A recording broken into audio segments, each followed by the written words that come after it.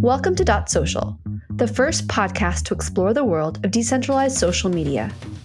Each episode, host Mike McHugh talks to a leader in this movement, someone who sees the Fediverse's tremendous potential and understands that this could be the internet's next wave. Today, Mike's talking to Chris Messina. Chris is the inventor of the hashtag and the creator of the DiSo Project. DiSo led to the Activity Streams project, which was a predecessor to ActivityPub. He's the #1 product hunter on Product Hunt and serves as a founder coach. He's also an investor in vertical AI applications at the Ride Home AI Fund, which he helms with Brian McCullough, the host of the Tech Meme Ride Home podcast. We hope you enjoy this conversation. Chris Messina, welcome to Dot Social. It is great to have you here. I'm so excited to be here. You created the hashtag. You were the first person to use that on Twitter. That's right. And December 17th, I think it was, Elon posted, stop using hashtags. I think he said they look ugly or, well, what was going through your mind when you saw that? It's funny, right? Because the hashtag concept started back in 2007, right? So they've been around. They're like, it's part of like the media environment. And in December, when Elon posted about it, a couple things happened. First, lots of people told me about it, and they're like, "Oh, it's gonna, that's it. The hashtag's over." And people have been declaring the death of the hashtag for years. And I just kind of accept that, fine. Like if you don't like it, don't use it. That's not really my problem. But it wasn't the first time either that Elon has come out against hashtags. The first time was actually in March of 2023. And I believe what he said then was, I hate hashtags. Hashtags miss the mark, whatever that might mean. And so, I guess if I were to take the like Elon's case, I can make it very clearly. Hashtags are ugly. They were never meant to be pretty. They weren't meant to be something that was like this elegant interface for tagging and labeling content. It was meant, when many of us were working on decentralizing the social web back in the 2005 to 2008 era, I was trying to create a solution to tag content across all social media, across wherever you could type text, the hashtag could work essentially. And so we weren't solving for, adding a special interface that only exists on one social platform or creating groups that only live on one server. It was like, how do you embed metadata that can't be stripped off of a post as that post moves around the social web and, loses its original context? And so by embedding the metadata with the meat of your content, that meant that they were inseparable. And that was a goal. That was a design decision. So one, for Elon to say that they missed the marks, one kind of implies that he has no idea like what we were actually solving for. Because as an engineer, or one who proclaims to be an engineer, you would think that he would think about, first principles. And that's how we arrived, at that solution. And second, to say that they missed the mark, I mean, fine.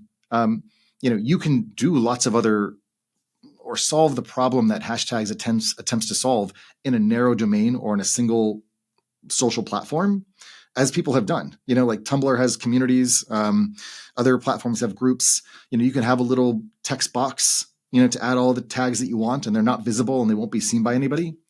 But that inhibits their ability to teach other people how to use tags for, let's say, trending topics that have never been described before. Hashtag Black Lives Matter or hashtag Me Too are examples of the type of generative outcomes that hashtags enable. So the question is, how would those groups have found and organized themselves across all social media had the hashtag not been a tool that they could have used? And, up until now, I've not heard sort of a sufficient answer to that question. Yeah. The thing that I think people don't necessarily appreciate with a hashtag is how, when you have a truly unique hashtag, how that does organize communities across different platforms. One of my favorites is hashtag BelieveinFilm. That hashtag is used on Twitter, Mastodon, Bluesky, YouTube. I see it everywhere. It is amazing that community of people who love film photography, right? It is it symbolizes a community and allows people to engage across these platforms. And that was the whole point. That was the purpose. Like, you should be able to use whatever tool or medium or platform or community space where your community is active. And if you choose to set up shop on YouTube, for example, but you've got a bunch of people who would love to see your content, all you have to do is tag that content, and then it travels out there. It's interesting to sort of think about. I oftentimes think about like how, we use email, as the metaphor for the decentralized social web. There's lots of different servers. You can send, an email from one server to another, but it's a private context. And the purpose of the hashtag is to allow people to tag public content and then to share that public content to the world, and then to find the people that are interested in it because they've subscribed to the tags. And so that's kind of what you're describing. Like, this idea of, believing in film is something that can exist on all the different media platforms. Mm-hmm. And as a result, all you have to do is add that extra metadata, and people can find and discover it, even though you don't know who you're sending the content to. And that's the beauty of it. Exactly. And like PixelFed has really had a fantastic growth spurt recently, and I love it. I personally really love PixelFed. I've gotten back into sharing photos again. It's a lot like what Instagram was in the early days of Instagram.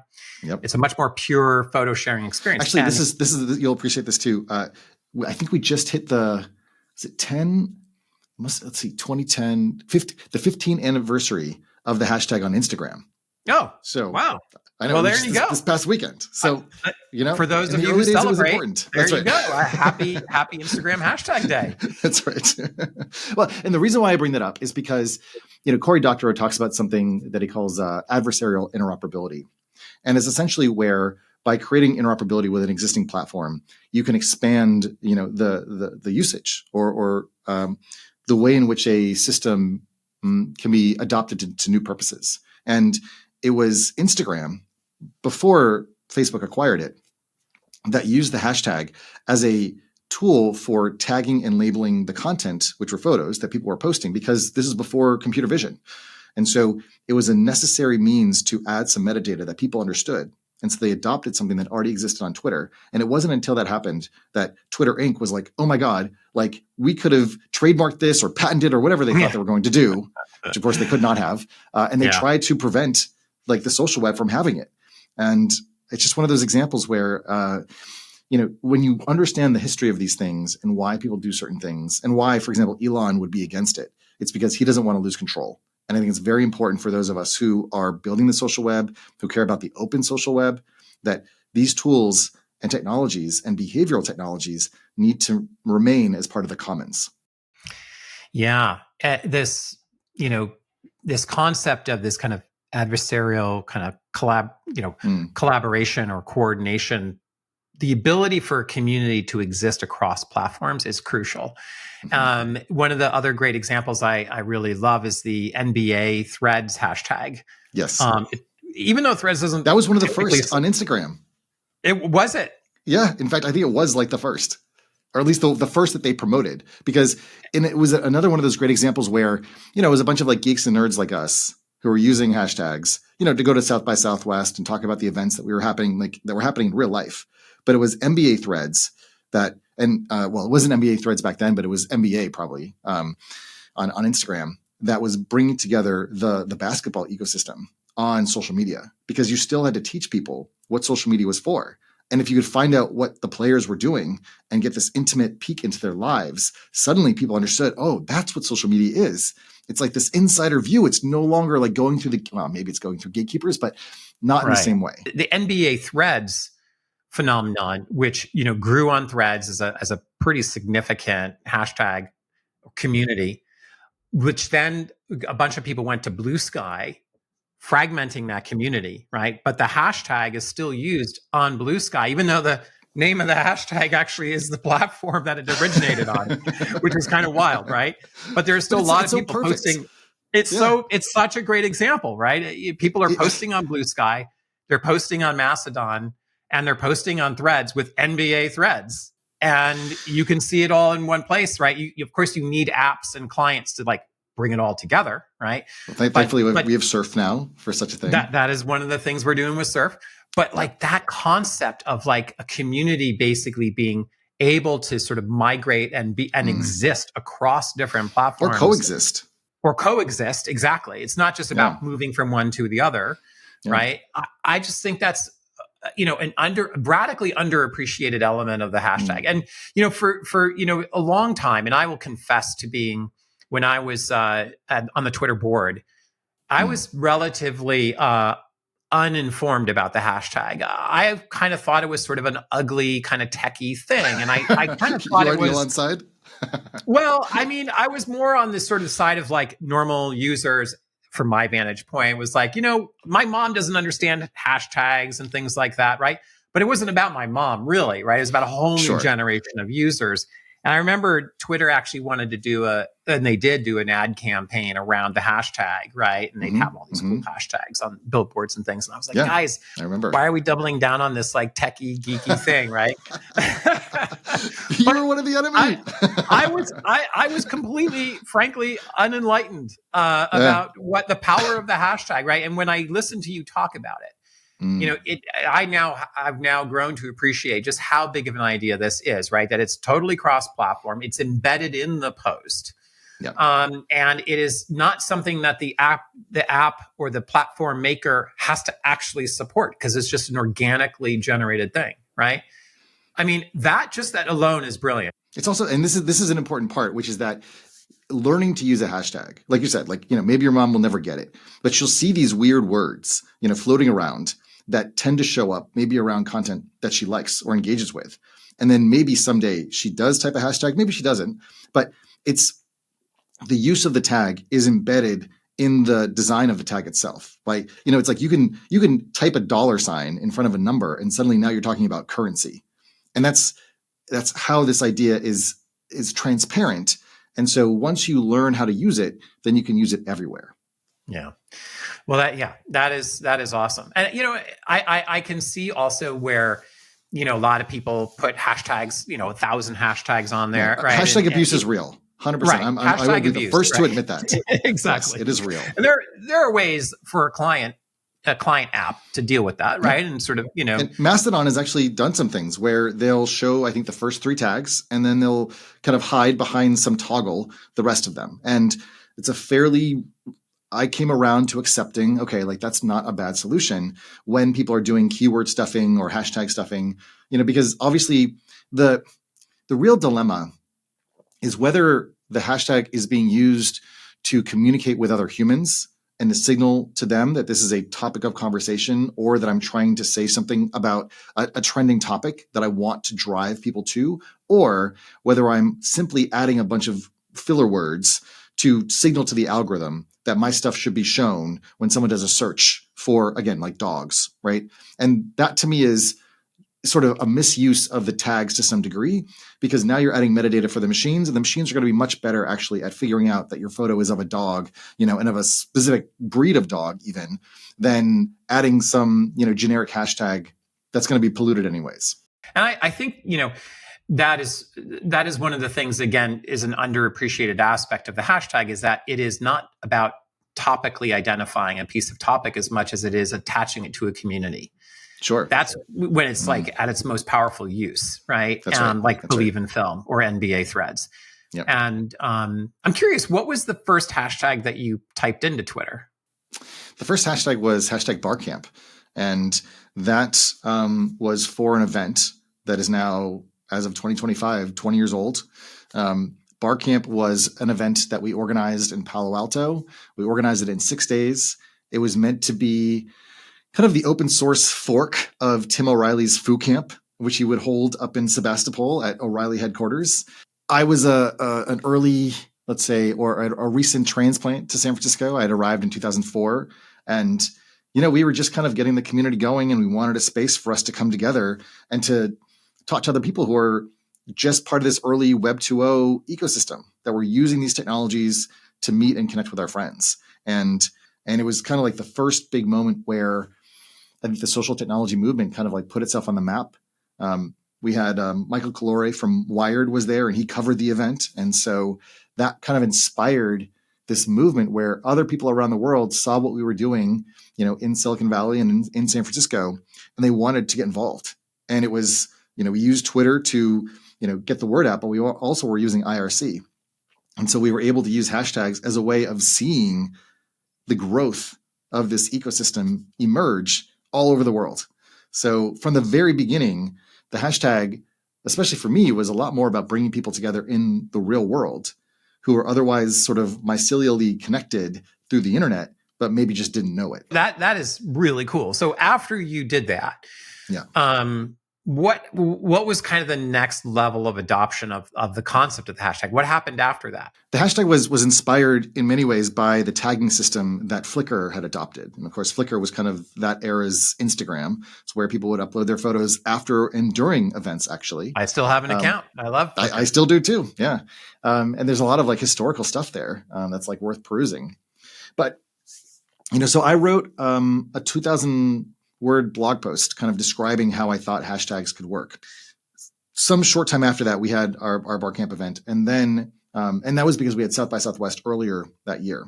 And so a bunch of people started using Twitter, realizing that it was this great platform for sharing and posting updates, sort of like mini blog posts. Microblogging is, I guess, what we called it. And so in the early days, Twitter wanted to be a protocol.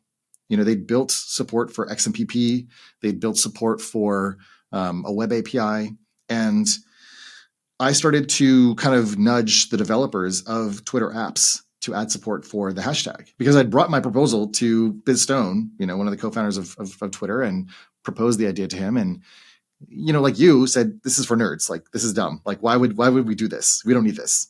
We're going to solve it with algorithms. Yeah, that is sort of the initial assumption that a lot of technology people make, right? Which, you can't do community things like, it's the inscrutability, BelieveinFilm with the illegibility of algorithms that inhibits actual community formation. It's the act of creating content where you add the tag that is a signifier that says, I want people to come around, this space. It's, going to a park and stepping up on a park bench and sort of saying, hey, I have something to say, or I don't know, what are the signifiers that allow other people to know, oh, this is a party, as opposed to this is some random crazy person, right?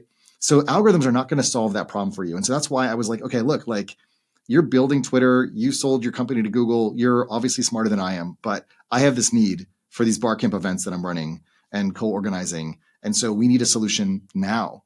And so I'm just going to start using it and gradually talk to and convince all these developers who are building on the Twitter API to add support for the hashtag. And that's really how it got started. So, and to be clear, adding support for the hashtag, that means, oh my God, it's so basic. Making it a hyperlink, right? That's basically it. It's just turn it into it's just we had at mentions. At mentions were already there. The funny, one sort of funny historical thing is that Foursquare, RIP, used to be able to allow you to check into a location using a text message, and you would check into a location using an @ symbol, and you'd say at Blue Bottle, and then it would check you into that space. Well, eventually we took those at locations and then turned them into at mentions, and so the same code minus one change in the regex that allowed you to mention someone was the same thing that would allow you to then create a search for hashtags. Now, in the beginning, Twitter didn't even have search. I mean, it took, a decade for Twitter to get search. And so there was a third-party company called Sumize, which built Twitter search, and then they added support for hashtags. And so it was amazing because any tweets that had hashtags in them, you could click on it and it would produce a search. You're just well, of course, duh. And yet Twitter didn't build that. And so Twitter acquired Sumize. And then when they built it in, it was sort of this Trojan horse moment where the Sumize search results became Twitter's search results, which then validated the hashtag as a useful way to get content into the system and to have people discover and find related tags. Yeah. And Mastodon actually enabled you to follow a hashtag, right? Which was part of my original spec. Yeah. Interesting. We should. Do you have? Is that spec online somewhere? We should put a link to that in the show notes here. It's if you go to bit.ly.com/tag channels, that will take you there. What is next for the hashtag? When you think about, what else? What would be a better way to support the hashtag? What are some other things we could be doing around that? So here's sort of a grab bag set of things. One is back in the original spec, the idea, and part of this is about both encouraging people to use more hashtags and then maybe even like suggesting, like 2 to 3 hashtags that might be relevant or that are anticipated, let's say by an LLM, right? So let's say, I post a lot of stuff about, let's say, Spotify app updates personally. You can imagine that for every time I'm posting about Spotify, there's an autocomplete that suggests, hashtag new Spotify, because that's the hashtag I use. So I don't have to type it myself. Right. And that way, instead of like forgetting it, or if I'm on the go, I'm on my mobile device, it's kind of like taken care of. So lowering the friction to adding hashtags is great. Yeah. The second part of that is then making it easier for people to either follow or mute certain hashtags from certain people. So if you don't care about my Spotify updates, then why don't you be able to, like, whether you tell Mastodon or you tell Threads or whatever server you're on, look, just mute Chris whenever he mentions this hashtag. I care about like his other stuff, but not that. Right. That would be great. And then from a labeling perspective, I think that's where what Bluesky is doing with the intermediaries and composable moderation could be another way to create perhaps like long lists of essentially the inverse of block lists, where you want to follow a community. And let's say there's like a half a dozen hashtags that just they when use. they post with that hashtag. Exactly. Right. So maybe there's some variants of, BelieveinFilm or some adjacent tags, and you have a little collection of those hashtags that are relevant for that community. That type of thing could also be very useful. Yeah. For example, you could have like a curated list of photographers who you just absolutely love. Yeah, like a starter pack they use plus tags. Plus tags. Right. It's the ending of that. That's right. Yeah. No, totally. I mean, this is the kind of stuff that I think is incredibly powerful, especially when you make it cross-platform, right? When you say, okay, when they post on PixelFed or Threads or Instagram or YouTube or Mastodon or Bluesky, I still see it, right? Yep.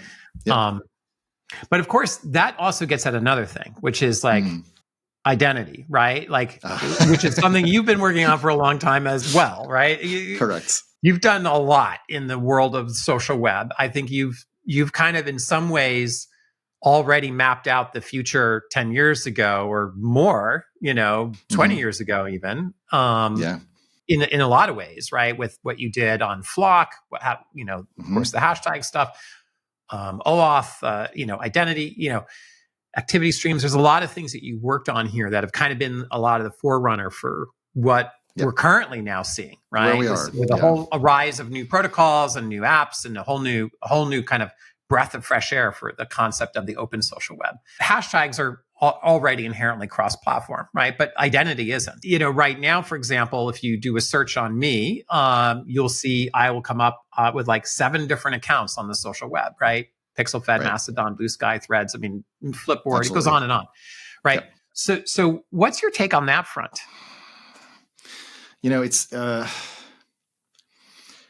there's this interesting dynamic and mix between, I think, what people want or would prefer to have, especially when it comes to usability, familiarity, accessibility, and then the way that the internet and internet technologies actually work.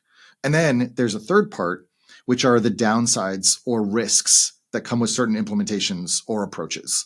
And, I think earlier on, when we were trying to build internet scale identity, especially with OpenID, and we believed that a website address, a URL, would be the ideal way to sort of identify a person. One, because it's public. So anybody could go to your domain, chrismessina.me. From that domain, which I own, I paid for, you could then find all my other accounts.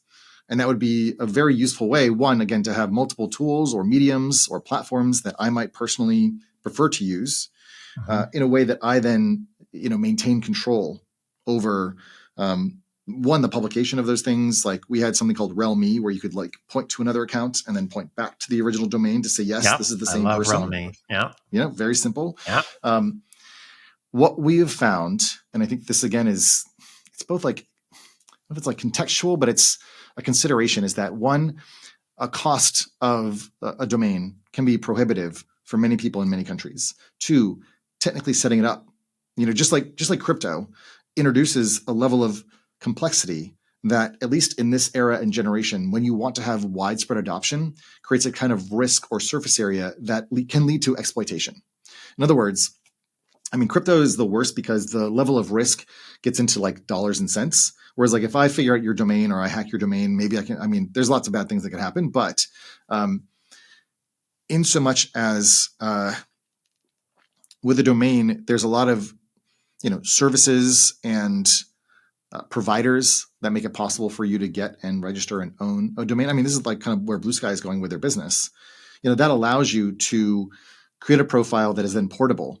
And so if Bluesky, goes foul and turns into, I guess dark sky is a different thing, but like, evil sky, right. Then you can still own your domain. And from your domain, you can point to another @proto provider, and all the people that were following you are none the wiser. So you get choice. The people who are following you continue to be able to get your updates. And there's a persistence in that. Now that's great. Again, the ease of use and the adoption become challenging. And I guess like to your point about having multiple, mics showing up when I do a search for you, mic at Flipboard, there are other challenges where people will use, let's say a business or a company, as their domain or their identifier. Like I used to be Messina at google.com. Well, I presume no one has my email address there anymore, but if my identity were tied to my employer and then I leave, now I've actually lost access to that. And so just like, you are, Mike at Flipboard, like, and presuming you are probably going to say that for quite a while, right. You have also had employees, that started out, let's say Steve at Flipboard, I don't know who that is, but then he leaves and he no longer has access to that profile or that identity. And so you will have this other problem of recycling identifiers, or the ability for someone else to squat on your identity. Like there are many people, for example, that have deleted their X accounts or their X profiles, because they want to protest against, our friend, the hashtag hater. And what that means though, is that someone else can come and squat on your previous profile or name in a way that then exposes you to all sorts of other types of risk. So identity becomes much harder when you get into the digital space because of these issues, that when you're just thinking like, oh, I want a profile on the internet and I want my friends to be able to find me, you're not thinking necessarily like 2 to 5 to 7 years down the road when things can go sideways. The TLDR of your question and answer is that 1, it's complex. 2, it probably needs to be somewhat complex. And 3, it may be that there's another generation that comes up who like grows up with the internet and is willing to accept some level of that complexity in order to defend against the type of corruption or concentration of power that we're now seeing on a number of platforms, that exist out there. But I just don't see how you enable freedom and a great deal of simplicity unless you have a totalitarian system, So this is where decentralization necessarily means that it's going to be more complex than if it was all perfectly centralized. And I guess like it's important to identify and call out like why decentralization, 1, is necessary, and 2, why it needs to be somewhat more complex. I mean, you could imagine, and I think the United States has done a pretty good job of attempting to federate or decentralize some of the powers that in other countries are centralized into, one high-level government system. We instead pushed a lot of control and power and influence down into the states. And that allows you to choose from 50 to 51, maybe soon 52, I don't know, different choices where you could go live, where the rules are different, right? Just like having different Mastodon servers, and where the choice of where you live and where you digitally homestead actually like has a great deal of import on your lived experience. And so those decisions are becoming more salient as having a digital presence on the internet becomes more commonplace. But 20 years ago, when we were working on these things, we anticipated these issues, but we were unable to tell a story that captured people's imagination such that they would care and then actually get involved in using the solutions that we'd built. And so it feels like we're kind of at this crossroads where a lot of the things that we were worried about are now coming to pass. And the question is, will we be able to take back control over the open social web before, the powers that be, really compress down the choices that we have available to us? I do think you're right that there's a period in time here where there's fantastic momentum at the moment. But yeah, we need to accelerate that momentum in a way that assures that this is going to exist in the long run. And the challenge, of course, is that some of these decentralized, components does make it harder for normal people to kind of adopt this new world. So one of the things that's worth contemplating in this part of the conversation, I think, is one, an appreciation for what moderation is and what it does. And, we have some friends that spend a lot of time and a lot of resources, a lot of their gold, so to speak, on solving that problem and on attempting to keep people safe. And it's a very, very hard, thankless job.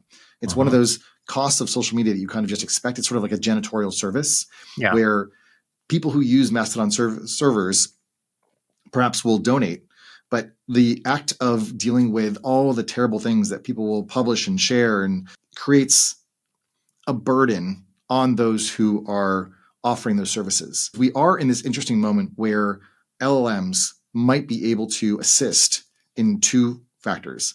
One is, if you imagine that people become more comfortable with adopting kind of a decentralized home on the open social web, whatever their digital homestead might be. Well, in choosing that, you are choosing a set of rules that govern participation, like whatever the community vibes are of the space. Yeah. Maybe it's MAGA and, very much conservative values and against, progress in a certain way, or progressivism or liberalism. Maybe you are on a server that's incredibly liberal and wants to be able to talk about things in a safe way where more conservative viewpoints are either suppressed or aren't promoted. Well, for those people, presuming there's humans that are acting as moderators in either of those contexts, the LLMs and those types of services could actually be a facilitator of two things. One is obviously identifying content that is borderline questionable or problematic. Two, it could be a way to perhaps intervene or interact with a person who is acting in a way that is outside of the norms of the community. So whether it's a chatbot or something like that sort of says, and Twitter had these little buffers and these little roadblocks before, these speed bumps that would sort of say, oh, it sounds like you're about to say something really mean to Mike. Most people on this community don't say things like that. So you could automate that. And then there's a third part where, and I don't know exactly how this would work, but there was a product recently called Social AI that Meta acquired. And, Zuck has talked a lot about creating artificial entities or characters that will exist on social platforms that people interact with. There's an interesting aspect of norm setting that may happen as a result of generative AI being able to produce lots of content that causes people to maybe behave towards one another in a more positive or pro-social way. I don't know what that's going to look like, but I think character AI and things of that nature demonstrate something along these lines. This is a really, really key point. The use of LLMs to categorize content, to find signal through all the noise, to flag problematic content from a moderation point of view. These are very, very powerful techniques. Techniques I definitely believe in. And in fact, a lot of that stuff we do on Flipboard, right? There's always someone watching over these things, and when it comes down to certain moderation steps, there's always it's effectively creating a bionic moderator, right? Or a bionic curator, right? And that is something that I think is going to continue to be a very positive development for AI as it relates to social media. Another thing I've been thinking about is reputation. Because one of the things that I've noticed that X does now with their X AI is you can go to someone's profile and you can kind of get a summary of this person. What do they tend to post about? Who, et cetera, right? Are they angry? Using Are they Grok, right? Grok. Yes. The Grok thing that's built into X. Have you tried this where you get a summary of someone's profile? Yeah. It's quite good, actually.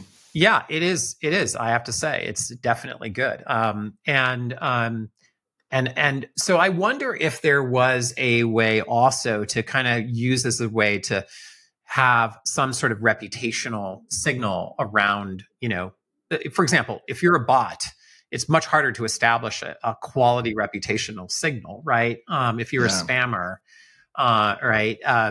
And some of that can be done, without LLMs. You don't necessarily need AI to make some of those determinations. You can just look at they're following 1,000 people and they're followed by 2, so maybe they're a bot, right? So there are other, obviously bot farms that are all following each other. So sometimes those numbers are misleading. Exactly. So it's not foolproof, right? But this is where you start to get into kind of the use of more advanced kind of AI type of techniques to try to figure out reputation. Is that something that, you've thought about much? As someone who is quite prolific on Product Hunt, I see a lot of these tools that are being created to essentially, create posts from AI in order to build followings. And for users, if they see this content and they engage with it, they don't really care if there is a person or a reputation behind it. All they care about is the content. I mean, this is what TikTok has shown us. So I would balance what you're saying and the value of what you're saying with what the goal or purpose is. So is there a question like that I'm trying to get real or original reporting about something, in which case reputation is important. And that's why historically we've used institutions or the fact that someone has worked for a company, and they have, in theory, requirements or interview tactics to evaluate someone's veracity or their value, right? If I said I worked for Google, that might mean something to certain people who know what Google is versus, a random account that signed up 2 weeks ago and isn't connected to anything. So in that case, I think we have to maybe embrace more of a plurality where reputation, one, is contextual. So you and I might have very high reputation with each other because we both worked on the open social web for a long time. But if I were to show up, in a vintner's retreat, and started opining about how I thought the wine tasted, actually, I think you would probably do fine, but I would just have opinions, right? Yeah. So yeah, that I think reputation is performed contextually. So to your point, maybe the way to evaluate that in a decentralized sense is what are the number of people that are, I guess I would call this contributory reputation. Who are the people that interact with Chris? What servers are they on? What do they tend to talk about? And, who, I don't know if I want to say who tends to be right, but what is the level of authority that he demonstrates over time in a certain domain or area? And then that could provide some context within an individual post to know, okay, the reason why this is in my feed, maybe I don't even follow him, is because these other people that are reputable in their domains interact with him. Yeah, that is pretty cool. I think that there's a sort of reputation by, association, proxy. Right? Yeah, that's right. By proxy. The inverse of guilt by association. Right. Reputation by association. Exactly. Exactly. Yeah. And by the way, there is the other too, which is also helpful from a moderation point of view, right? Yeah. These all. Well, it's, starter packs are a way of kind of capturing and productizing and distilling, reputation. And so when you join, whether it's Bluesky or Mastodon or Threads, someone has curated and collected a set of people that they believe has a set of reputation or value where their content that they produce is worth it for you to see. Yeah, I very much believe in that approach. The the algorithms that generate feeds, are going to magnify whatever the choices are that people, whoever put the inputs in, right? Yep. And so I think it's critically important what inputs you put into these algorithms for a For You feed, for example, right? And so that is the starter pack concept is people curating sources, not individual posts, right? Right. And that is a lesson we've learned in Flipboard, right? We have millions of users around the world in lots of different languages and lots of different regions. We have a very small team and 6 or 7 people who basically moderate the entire world and all of our topics and all of these things on Flipboard. And the main way we do that is by curating what goes into the algorithms. And it is it's a select group of people and sources that we put in that we then have verified that are worthy of being magnified by these algorithms, right? That is something that I think is a great opportunity with Bluesky starter packs, lists. If you make a list, that is a really big high signal for me that these are all trustworthy people, right? It sort of feels like there's also a value in teaching people to become better moderators or better curators. I believe I did make a feed for Surf, and what would be really great going forward would be a set of tools that allow me to express my taste or my preferences, which then allows me to build, a feed or set of feeds. So then I understand that my role in co-producing these feeds has downstream benefits. Now, let me give you an example of kind of what I'm imagining. The same behavior is the behavior that I engage in on Spotify when I create playlists. in that act, one, I'm doing curation. Two, I'm doing affiliation or association between, and in this case, it's on the level of tracks. It's not really at the level of the artist. But from that, what Spotify then does, let's say that I have like 20 tracks on a playlist, they'll start to automatically play other tracks that other users have curated into similar playlists, and that allows you to keep going down this rabbit hole of, content that's like super valuable. And so that is a behavior that makes sense in the media sort of music space. I think it makes sense for us to consider doing similar types of, tooling in the social space. When you go to see a trending hashtag, hashtag TikTok ban, right? Right. You're going to see all sorts of posts, right? And so the question is, right now, there's like typically two different ways, right? Top and recent to sort that, right? But That's wouldn't it be awesome if it was like, here's all the people that you're following and those people are following and what if they've posted with that hashtag as an example, right? And also like who are emerging voices, or who are the voices that have yet to be discovered, where the LLM is able to almost do kind of like a negative space thing where it's like, what are the opinions that are interesting and off the beaten path? Because there's so much regurgitation and so much watching DeepSeek, in the past week, you kind of get like the zeitgeist very quickly because people have to publish something. Whereas people that are deeper or have unique insights are the ones that you actually want to probably like hear from, so that you get a plurality of views and your understanding happens much faster. I do think that this concept of reputation, Reddit has karma points, right? What do you think about that type of a system? Yeah. Again, so this is something that we did talk about with OpenID like a long time ago, right? So with activity streams, the idea was that you get a receipt for something that you did on some social platform, and that would be syndicated back to whatever your identity provider was, which would be your OpenID. Your OpenID provider would aggregate all of your activities and then syndicate them downstream to whoever might be following you. Now, that's one sort of cheap way of getting at a type of reputation, because it's like, what does Chris do? Like, what does he post about? Where does he hang out? And so you get this kind of ambient sense of, what someone's up to. But the reputation piece, like I said, is kind of a set of actions or activities that are performed in a given context where you behave in a way that is either pro-social or beneficial to that context. So acting in a certain way on Reddit, means that I'm curating, or I'm upvoting, or I'm like adding comments that are like useful or helpful. And then interactions that happen on that platform identify those activities, which I mentioned before, as either being, positive or negative.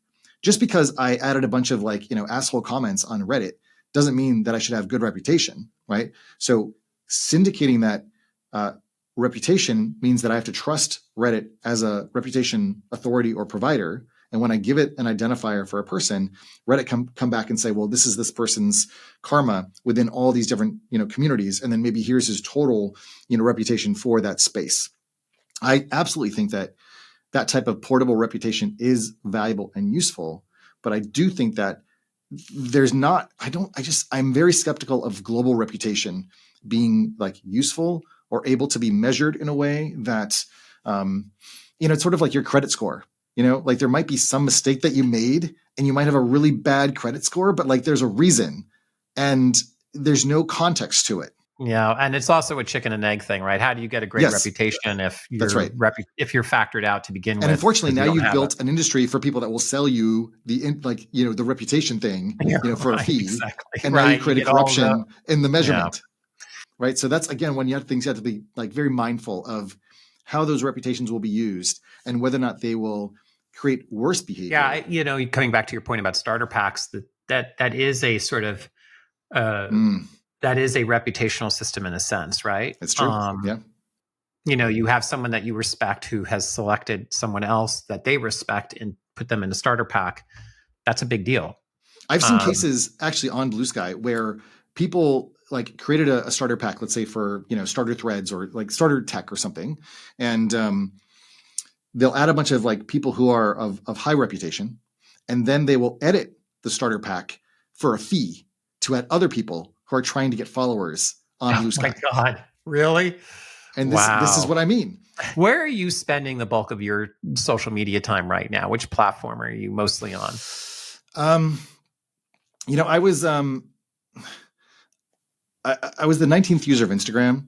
And so I had spent a long time kind of growing with that platform. And you were the 19th user? Wow. Yeah. That's cool. It was called Bourbon in the beginning. BURBN. I remember. Oh yeah. Yeah. It was just like Foursquare. So I was there from the very beginning. And so, that's how I got Chris as my handle. It's been hacked, but I've kept it the whole time. And, I kind of moved away from Instagram because it got so much more focused on video and on ads and culture. And it was kind of less about the social sharing aspect. So when Threads came out, and I sat on Chris for so long, was like, oh, okay, like this is cool. And for what it's worth, like Threads is well designed. It's well built. They've been moving really fast. Like I'm very impressed with what they've done. So I would say more recently though, I think Bluesky is very promising. And man, I feel so conflicted about like Mastodon, but it's a harder platform to use. It really is. And I used to defend and fight for that complexity as we did this time. Like sometimes the complexity is necessary to decentralize, but I suppose what'll be very interesting to see is whether or not Bluesky and like free our feeds or any of these other initiatives that are meant to create multiple AT proto servers or instances works. And once you have multiple Bluesky or AT proto servers come online, whether that adds a level of complexity that is the same or less than Mastodon. What is your opinion on the most technically hard part about Mastodon, or what is the hard user experience part of Mastodon for you? I support both like design goals, and perhaps in the next 2 to 5 years, there will become an alignment between these platforms. But what Bluesky is solving for is more about identity portability and the ability for you to create kind of a private key where you sign your content. And then if you want to leave, because of enshittification or something else, you can leave. The whole did strategy. I mean, it's in so much as one, I use my own domain for Bluesky, right? So I have that portability, and that was something we were trying to solve for before. That all is very promising. I don't have that on Threads. I don't have that anywhere else. It's incredibly promising. It's very promising. Wholeheartedly. At the same time, Mastodon is a lot more like the states model that I described, where choosing a server could determine the type of social experience you have. Now, because I'm kind of a gadfly and, man about the internet, like I kind of prefer to publish once, syndicate everywhere. I'm a little more slutty about my content in that way. And so what Mastodon offers me or offers, its user base is less valuable because I am trying to publish to the commons. Whereas if I wanted to have a smaller server, almost like a group chat server or like a Discord server, I would say that Mastodon actually provides more value because my identity is kind of constructed within a certain context. I don't see that those things have to be mutually exclusive, but they are currently. So I think long-term, we need to support both. One where you can have an identity and reputation that exists within one context or server, and you have the ability to have portable identity. And so I know people are working on some of those things right now, but they're currently not compatible, and it's a choice. It's so interesting because, well, for the record, I personally love Mastodon, and I've loved it since the day I saw it. I love it as well. It is amazing, and yes, and I know you also have been a big supporter as well. And it's gotten, by the way, a lot easier to use. A lot of the kind of challenging user experience things that people talked about when they first joined, those things have been dealt with. Eugene's done an amazing job at continuing to improve it. Yes. That said, I do think that Bluesky, because they're still centralized, they've been able to, not have some of those same kinds of clunky issues like, oh, you went to this server. How do I follow you? I'm having trouble following you. Those kinds of issues, because they haven't federated. They're not decentralized yet, right? And so, ironically, you talk about the portability on Bluesky, and you're right. Architecturally, I do think it's a better strategy for how they've gone. But I've never moved my identity on Bluesky, and currently I can't. Whereas I have moved my identity on Mastodon. I was originally on Mastodon.social, and I moved it to Flipboard.social. And you know what? It actually worked. It actually worked. All my followers, all my following, it was actually relatively seamless. Now, that said, one thing I learned through all of this whole thing was it does a lot. It's not just about the protocol. It comes a lot down to the app, right? And how you deal with portability, right? That's right. And what I love about Bluesky is that you can write an app right now where you could copy every post I've had, every post I've made, and every single reply, and copy and package all that up, and then put it on a different server. That is technically feasible right now, right? And that is really great. And then the whole did thing, I think, is also great because you can change your namespace and it doesn't mess with your namespace is not tied to a server, right? That's and right. that also is, I think, the future. I think that's a great model for identity. So it's weird because I think both Mastodon and Bluesky have advanced the world of portability in different ways, but nobody's totally solved the whole thing, the whole package yet. It really causes me to wonder, like, if these things are ultimately not reconcilable, either just based on like mathematics or based on product expectations, right? So, for example, like crypto, solved in some ways the idea of durable identifiers that you yourself own, right? Not your keys, not your crypto. And while people will, bristle at how crypto, was used, nefariously for various schemes, the reality was that, PGP had tried to solve these problems a long time ago, but for whatever reason, the crypto world was able to solve this in a way that gave you control over something that you owned and could sign and could provably demonstrate that it was yours. So that technique, which is adjacent to what Bluesky is doing, seems to have some level of persistence given the sheer amount of dollars that goes through the crypto network. So they solved for a very important part of the problem. However, the act of creating like a Discord server or creating a Reddit community or any other type of like space that is an architectural concept, is more like a Mastodon server and instance where maybe you want to have an identity that is only within that space. To the point that we were making before, a global namespace for finding and discovering all of Mike's profiles may actually not be what you prefer, because you want to have, your little, German dungeon identity that no one else knows about that's not connected to all your other identities. So we need to support both. Do you believe that ActivityPub and @Proto are going to, meet in the middle at some point? Like, what's your take on how, or do you think one's going to win over the other? You've seen these kinds of protocol things in the past. What's your take on what's going to happen here? In some ways it feels like, and I've made this analogy, and I'm always cautious about believing again that like history repeats versus even rhymes. That if ActivityPub is kind of like the Betamax to @Proto's VHS, that @Proto potentially could go a lot further because they're just dealing with messages and message signing.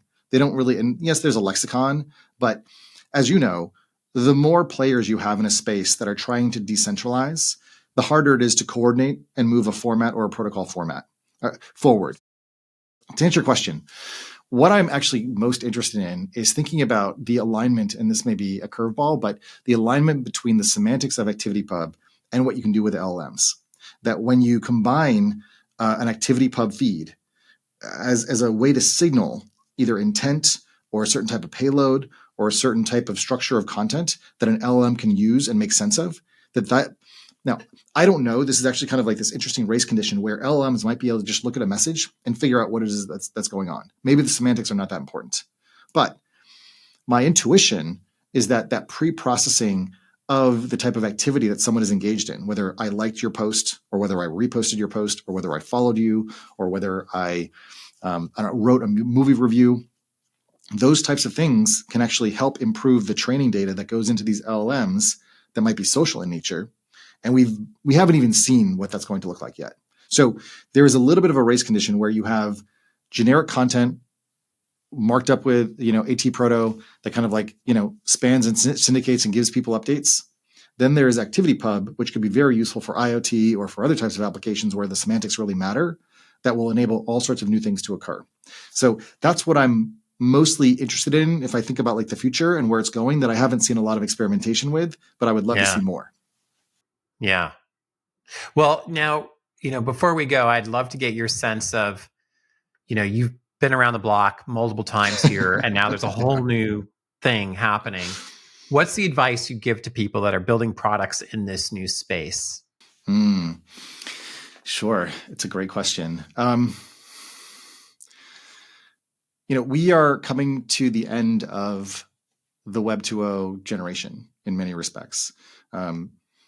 Generations typically are 20-year cycles, where a certain set of ideas become, in some ways, institutionalized, but can also lead to a type of sclerosis in what's possible. Because those of us who have been through it are like, oh, we solved this problem before, or like, here's the trade-offs. Why would you do that again? The thing that I have to keep reminding myself is that every 20 years, so many other things have also changed, that the constellation of relationships between the things that you thought were static or set fall apart. And I look at what's happening with AI and generative AI and LLMs, and I think about the conversational nature of those experiences and those products. And I think about my time at Uber, where Travis's goal was to make transportation as reliable as running water. And of course, in the developed world, running water enables so many possible things to occur that once you have intelligence that's as accessible as running water in everything that we build, the way in which we construct applications and interact with software and interact with each other through software also can change. So for example, you and I are having this conversation right now, but there's no reason why shortly in the future, we wouldn't have some other agent that's part of this conversation that's either reminding you of a certain thing that we should talk about, or doing real-time fact checking, which might be annoying, but then causes us to be more factual about our conversation, or is literally diagramming our conversation as it's unfolding and emerging. And we can go back to this topic that I brought up before that we didn't get into, and then continue down that path. So the way of augmenting conversations feels like something that is like very full of possibility and potential.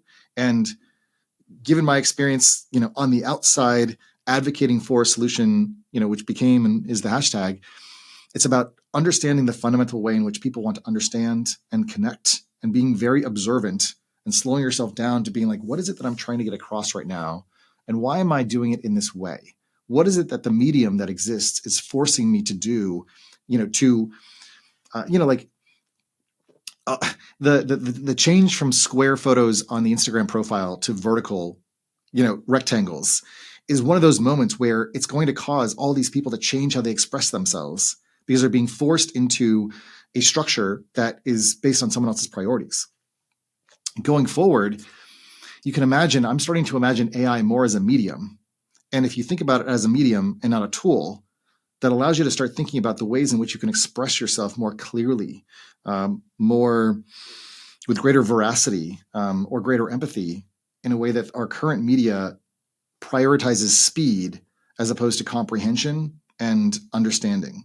So those to me feel like great opportunities to build social software that are opportunities that we haven't solved for in the past 20 years because we've just been getting people online. So what does that look like? And how do we create not more slowness necessarily, but more understanding when people are communicating in these mixed contexts where context has collapsed? Maybe it's about standing context back up again. That's pretty cool. Yeah, there are a lot of things that have changed, a lot of assumptions that have changed, but then there's also a whole set of things that have not changed. How people want to be able to connect to each other and communicate with each other and live experiences together, right? So it is interesting.